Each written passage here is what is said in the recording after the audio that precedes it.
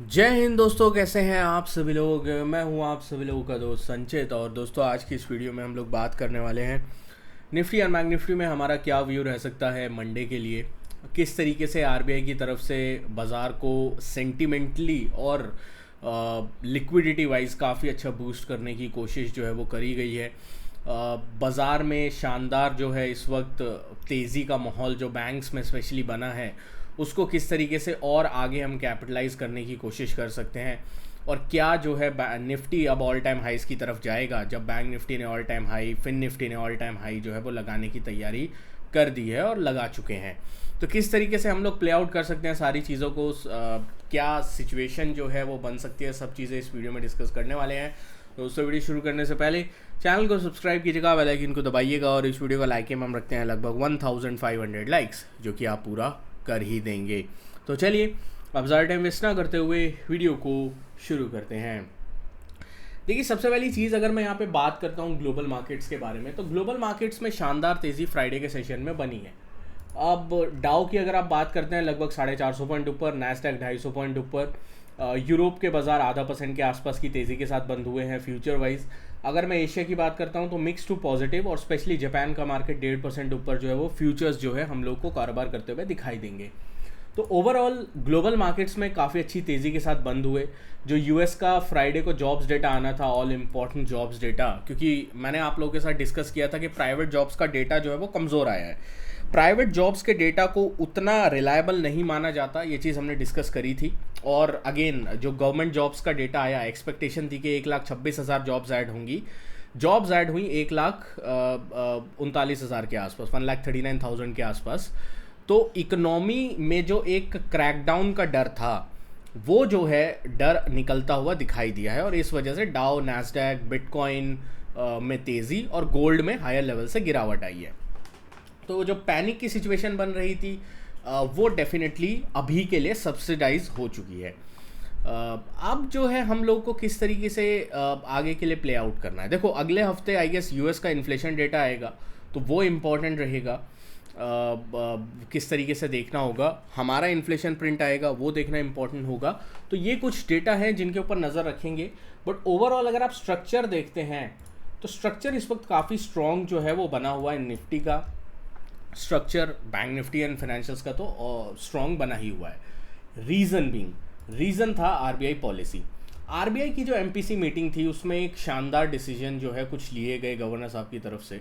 पहली चीज़, repo rate cut जो है वो 50 बेसिस पॉइंट का किया गया। फ्रंट लोड उन्होंने बोला कि वो पहले से ही फ्रंट लोड कर रहे हैं इकोनॉमी के लिए, इकोनॉमी को बूस्ट करने के लिए, पुश करने के लिए, जो कि एक सराहनीय कदम। अगर आप देखो तो फेड जो है काफ़ी ज़्यादा डिले कर रहा है according to the American experts, कि फेड जो है फ्रंट लोड करके इकोनॉमी को बचा सकता है, बट फेड जो है वो ऐसा नहीं कर रहा है। बट गवर्नर साहब ने उस चीज़ से सीख के रेपो रेट को जो है वो 50% जो है 50 बेसिस पॉइंट जो है वो फ्रंट लोड कर दिया। सीआरआर को भी 100 बेसिस पॉइंट्स का जो है वो कट जो है वो किया गया है। तो लगभग जो है वो 2.5 लाख करोड़ का इन्फ्ल्यूजन जो है एक लिक्विडिटी का, 2.5 लाख करोड़ की लिक्विडिटी का जो इन्फ्ल्यूजन है वो किया गया है, इन्फ्यूज़ किया गया है इकोनॉमी के अंदर, मार्केट्स के अंदर। तो ये जो है काफ़ी ज़्यादा पॉजिटिव जो है इम्पैक्ट रखेगा आगे आने वाले कुछ दिनों में। एक चीज़ जिससे बाज़ार बीच में गिरा था, अगर आप देखो, निफ्टी जो है एक बार के लिए रैली आई थी। निफ्टी में मैं 5 मिनट का चार्ट अगर आपको दिखाता हूँ, एक बार के लिए रैली आई, उसके बाद गिरा था। गिरा किस खबर पे था कि आरबीआई की जो मीटिंग थी उसमें ये डिसीजन लिया गया था कि जो पॉलिसी का स्टांस है वो अकोमोडेशन से न्यूट्रल किया जाएगा। तो अकोमोडेटिव पॉलिसी से न्यूट्रल पॉलिसी की तरफ जाना वो थोड़ा बाज़ार को पसंद नहीं आया। बट वो जो सीआरआर कट एंड में किया गया पॉलिसी ख़त्म होने से पहले, उसने बहुत ज़्यादा बूस्ट दिया है कि इतनी हाई लिक्विडिटी जो है वो आरबीआई की तरफ से इन्फ्यूज़ करी गई है। तो डेफिनेटली ये एक पॉजिटिव स्टेप जो है बाज़ार के लिए होगा। उसके बाद अगर आप देखते हो वन साइडेड रैली, जो हमने फ्राइडे को कुछ लेवल्स डिस्कस करे थे। देखो, जब खबर आती है, न्यूज़ आती है, तो कोई लेवल्स कुछ काम नहीं करता। बट डेफिनेटली जो हमारा 24,650 660 का सपोर्ट लेवल था, बाज़ार ने फर्स्ट हाफ में यहाँ पे होल्ड करने की कोशिश करी। वहाँ से जैसे ही 840 का ब्रेकआउट हुआ, हम लोग 25,040-50 की तरफ आए।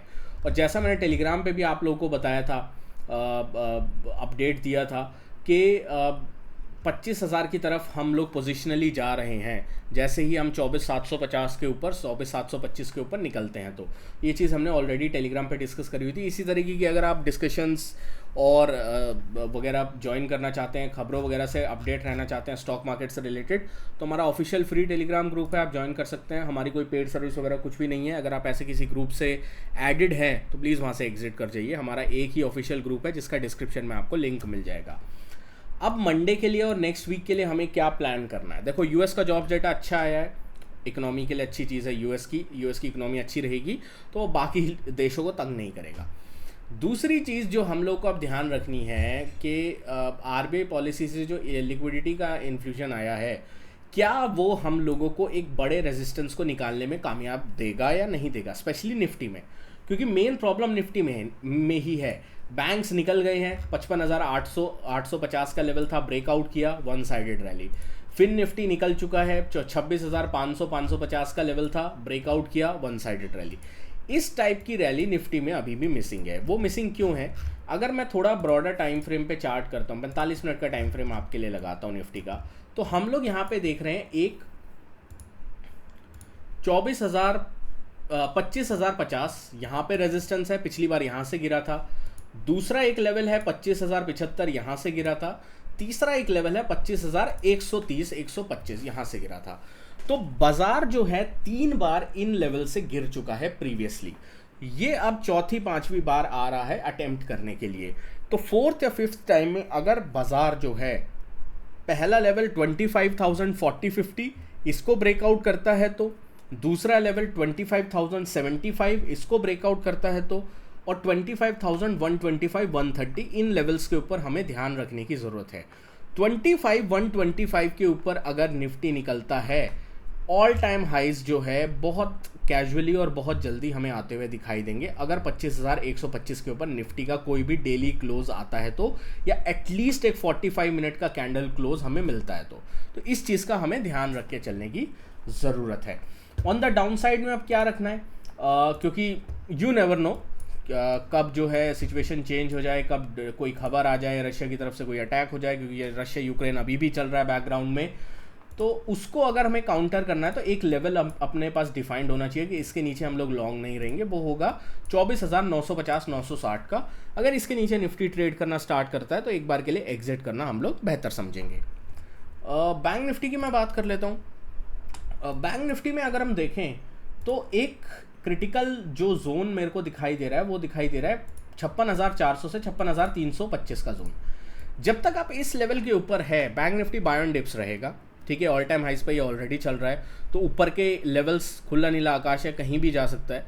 नीचे का हमें ध्यान रखना है कि 56,325 से 56,425, 450 इस रेंज, एक 100-125 पॉइंट की रेंज के आसपास ही रहना चाहिए। इसके ऊपर रहना चाहिए। जब तक इसके ऊपर है स्ट्रॉन्ग है, जैसे ही इसके नीचे आएगा वीकनेस आनी स्टार्ट हो जाएगी।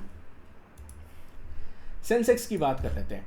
सेंसेक्स में अगर मैं देखता हूं तो just like Nifty, multiple resistances हमारे सामने खड़े हैं। ठीक है, बट इसमें अच्छी चीज़ क्या है, वो सारे रेजिस्टेंसेस जो हैं एक ही लेवल के आसपास निकल के आ रहे हैं। वो है 82,300 से 500 का 200 पॉइंट का जोन। तो अगर सेंसेक्स जो है 82,300, 500 की जोन को ब्रेकआउट करने में कामयाब रहता है, सेंसेक्स अगर इस जोन को निकालता है तो एक ऐसा मूव आएगा जैसा बैंक निफ्टी में हम लोगों को 55,800 के ब्रेकआउट पे मिला।